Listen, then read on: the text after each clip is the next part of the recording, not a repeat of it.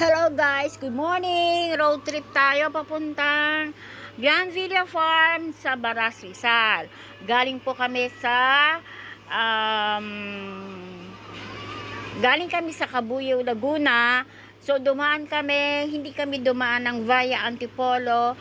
Dito kami dumaan sa kabilang daan na papuntang Baras, yung sa kasi gusto kong makita yung pasyal tayo dun sa mga mountain view, overlooking view, no? Yung nature tayo ngayon. So ngayon is binabaybay natin yung papuntang Mabitak, Laguna. So nadaanan na namin yung Pagsanhan, tapos yung Calamba, Pagsanhan. Ngayon is papunta kami dito sa ito na po yung daan na sa going to Mabitak. Ang sabi ng mga nakausap namin dito, yan daw yung Mabitak, sikat sila sa mga festival. Ngayong January 25, yung Mascara Festival na ginaganap taon-taon. Fini-feature daw to sa mga natin, sa mga TV shows, no?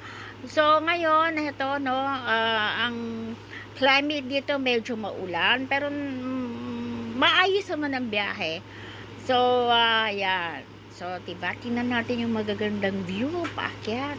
So yung magandang view doon sa taas papuntang Baras, diba?